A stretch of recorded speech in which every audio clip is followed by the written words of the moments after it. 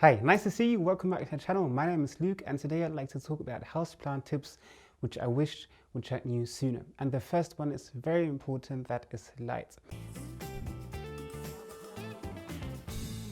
I can remember, I think 2 years ago when I bought one of my first plants, my lipstick plant. I placed it in a very dark corner. Let me show you this corner up here. And as you can imagine, like here's the window, there's that corner. It died within a few weeks' time. And this was my very first, very important lesson about light. So if you're a houseplant newbie, the most important energy source for your houseplants is 100% light. I killed so many plants, also a croton plant, also pilea plants. Let me show you in the kitchen. Here, I placed the pilea plants up here and the window is there. So it's about 4 meters away. And as you can imagine, pilea is a very light hungry plant. So this definitely wasn't enough. So yeah, I wished I knew that sooner, as I would have saved myself a lot of houseplants then and also a lot of money. Get out of here. The second point are fungusgnats. So at the moment I'm having a few problems with fungusgnats. Actually, I'm about to handle the problem with the gnats quite well, but the cause for fungusgnats is usually soil which is too moist. So I would have preferred not having that much houseplants which do need a lot of moisture. For instance, my alocasia.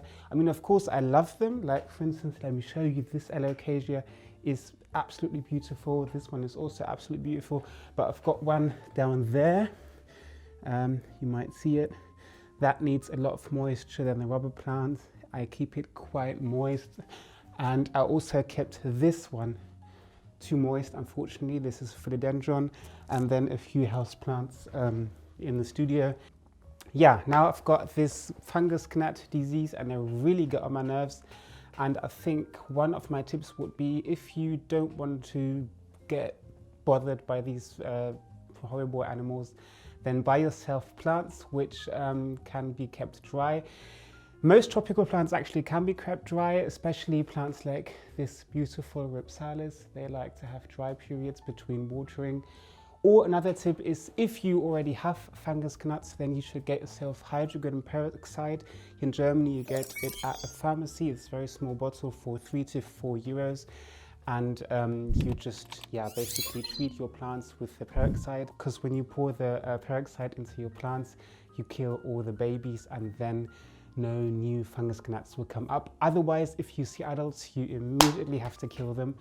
As they are so, they're not dangerous for your plants, but they can be annoying, as they can make 100 babies at once, like make 100 eggs at once, and all your soil can be full of larvae. So yeah, fungusgnats are definitely something which I would like to have known before I started getting all my houseplants.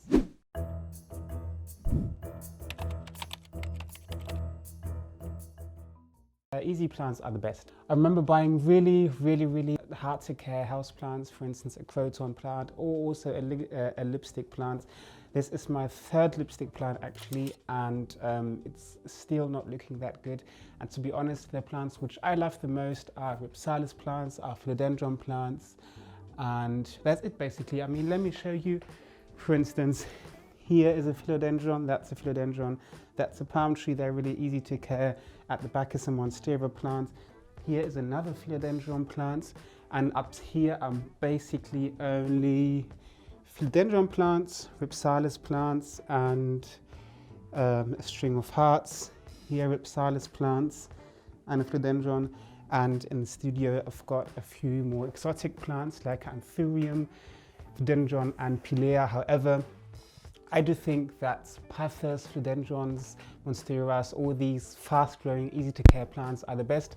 I bought, I think a year ago, I bought really long-hanging Rhipsalis plants and I killed it. Not to use it for watering, but because I flew my drone into it and then it like basically chopped off half of the plant, which was really sad because it cost me 90 euros. However, this wasn't actually that hard to care for. As I just said, Ripsalis plants are easy, but I think the best and nice plants for me are the, just the basic simple house plants. Maybe have a few specialities, but I wouldn't spend 40, 50, 60 euros on a house plant again, or even more.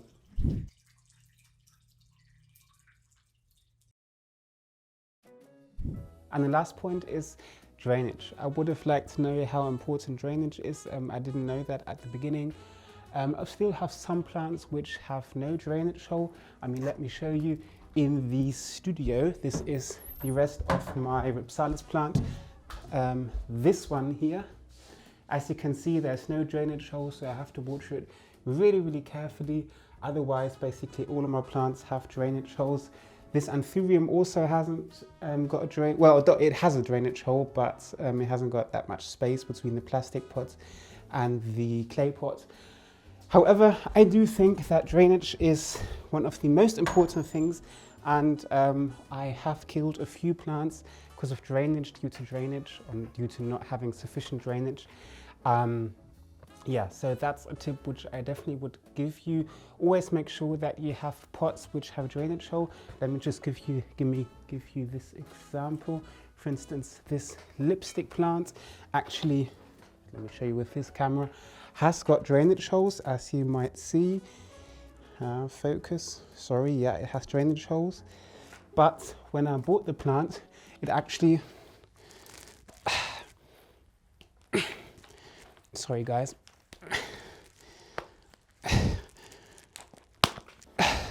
Okay, I've got it now. It actually was like that. It was closed, and the store where I buy my plants, they have a lot of pots like this, like these. And I always ask myself why the soil is always so wet. And after a few months, I then discovered that I just had to open it to have a proper drainage. So drainage is very, very important if you are into houseplants. And otherwise, I would say, of course, it's nice to experiment at the beginning because you go to a plant shop and you see that plant, that plant, that plant, and you want to have all of them. But I do think another tip which I would like to have known sooner was that there's a point where it's just enough. Like I'm at the moment, I'm at a point where I'm completely saturated. I might go to the plant shop tomorrow. I haven't been to a plant shop since 3 weeks, maybe even 4 weeks. So I might get a new plant tomorrow if I find one.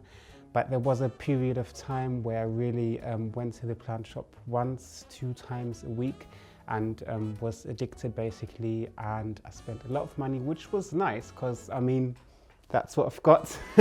However, for me, I realized that there's a point where I'm saturated and where I'm fully happy with all the plants which I have got now. Otherwise, I hope these tips help you if you're a plant newbie or even if you advanced the professional, however.